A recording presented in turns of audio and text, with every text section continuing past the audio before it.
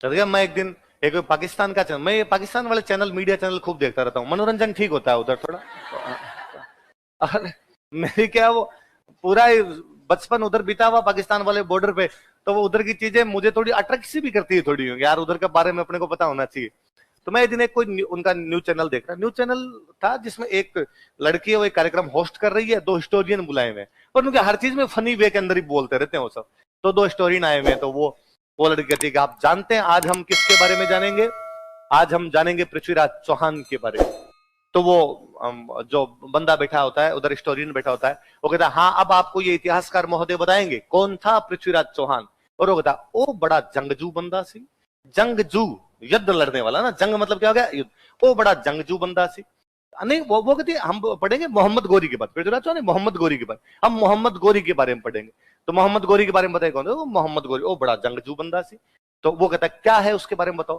तो कहता है मोहम्मद गोरी नु, वो पंजाबी में पूरा कन्वर्सेशन होता, मोहम्मद गोरी नु गुजरात जाना सी, ते ओ पाकिस्तान च आया, ते उथों सिंध गया, ते सिंध तो अगे ओनू गुजरात जाना है। गुजरात च उस टाइम एक राणी सी, की ना सी ओदा? नेका देवी। नायिका पूरा बोला नहीं जाता, वो नेका देवी सी। ओ भाई नेका देवी ने की कुट्या ओनू।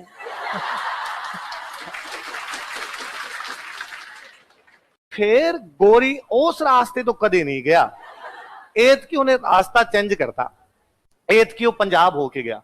फिर पंजाब से फिर एक अगे अजमेर दा दिल्ली दा राजा थे पृथ्वीराज, वो पृथ्वीराज आ गया, ते ट्रेन दे पहले युचे गोरी नु फिर कुटता, ते गोरी फिर आ गया। पर एत की गोरी ने सौं पाई मतलब कसम खाई, सौगन खाई है ना। एत की गोरी ने सौं पाई, जदों तक मैं पृथ्वीराज नु नहीं हराना, मैं लीड़े नहीं तारने, मतलब कपड़े चेंज नहीं करूंगा। लीड़े लीड़े मतलब क्या है? कपड़े, कि जब तक मैं इस पृथ्वीराज को हरा नहीं दूंगा तब तक मैं कपड़े बदलूंगा। तो वहां पे क्या कपिल शर्मा शो टाइप का सब वो उनका है कि भाई कपिल शर्मा कॉमेडी, वो थोड़ी हिस्ट्रिकल बातें कर रहे हैं, पर सामने पब्लिक भी बैठी हुई है उसके अंदर। तो फिर पब्लिक में से कोई पूछती है, पब्लिक में से कोई पूछता है कि कितना सी उन्हें, कि उन्हें पटिंडा ते कब्जा कर लिया सी, ते पटिंडा ते कब्जा करके अगों बदना शुरू किया, ते पृथ्वीराज ने हराता, ते उन्हें सौं पाई कि जदों तक मैं हिंदुस्तान नहीं जितना ता तक मैं लीड़े तारने नहीं। तो कहते फिर उन्हें किन्ने दिनों तक लीड़े नहीं तारे? तो कहता 6 महीने, 6 महीने, कि 6 महीने तक उसने कपड़े उतारे नहीं। तो फिर वो वापस उनमें से कोई पब्लिक में से पूछा कि 6 महीने तक एक लीड़े पा के रखे? बोले ना, एंजो लीड़े थे उत्ते लीड़े पा लेंदा सी, उत्ते लीड़े पा लेंदा सी, उत्ते लीड़े, कि भाई ये नहीं उतारूंगा, इसके ऊपर और पहन लूंगा और पहन लूंगा और पहन लूंगा। तो एक महिला बड़ी को फिर तो 6 महीने से खुद पटिंडा बन गया हूं।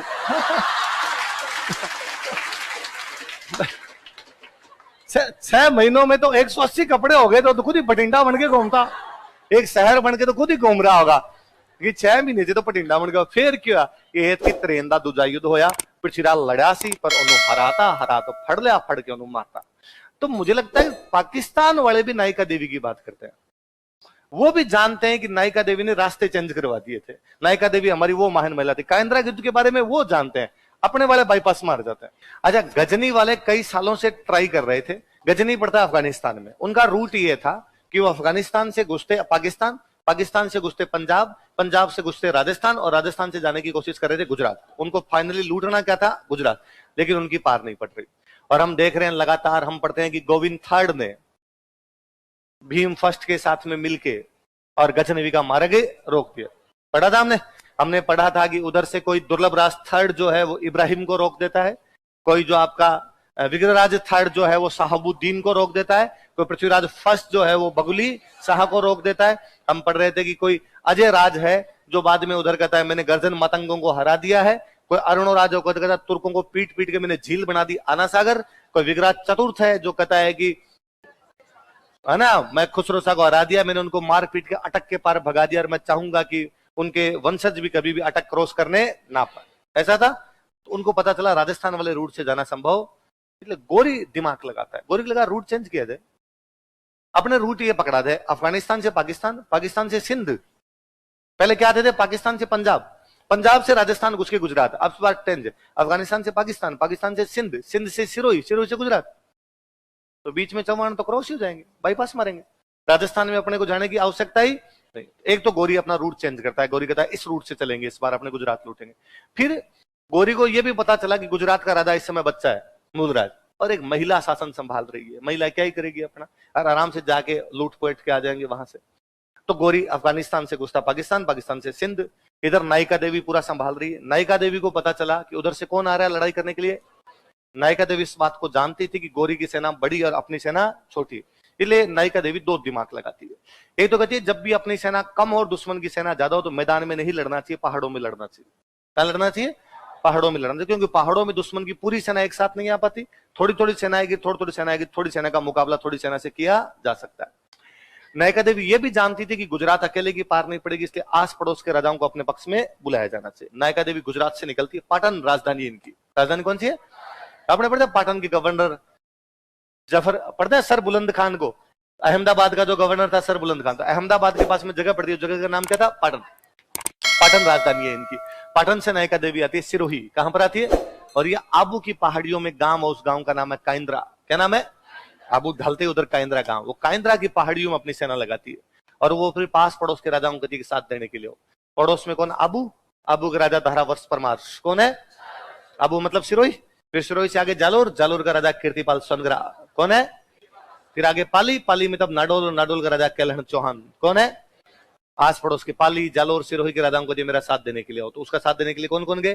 कैलहन, कीर्तिपाल, धारावर्ष। किसका साथ देने के लिए? नायिका देवी, जो किसकी मम्मी है?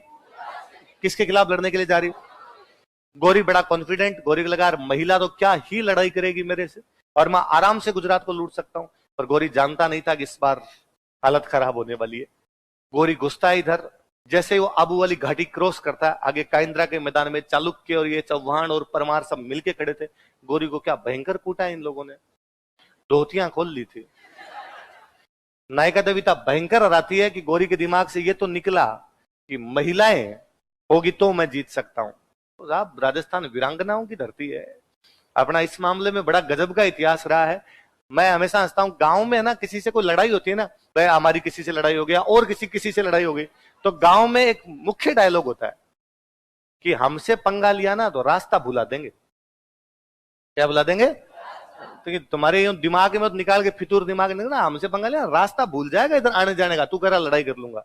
ये रास्ता नायिका देवी ने भुलाया। गोरी सिंध वाले रास्ते से आया था गुजरात लूटने के लिए, हार के गया। अगले कई सालों तक पहली बात तो गोरी की हिम्मत ही नहीं हुई, और दोबारा हिम्मत भी 1191 में वापस पंजाब वाले रास्ते से तबर हिंद पे कब्जा करता, इधर वापस आता। तो अपनी वो महान महिला कौन है? वो महान युद्ध कौन सा है? और अपने कहते हैं यार पूरी इंडियन हिस्ट्री काइंद्रा के युद्ध को खा गई। सारे युद्ध पढ़ाए गए लेकिन काइंद्रा पढ़ाया है।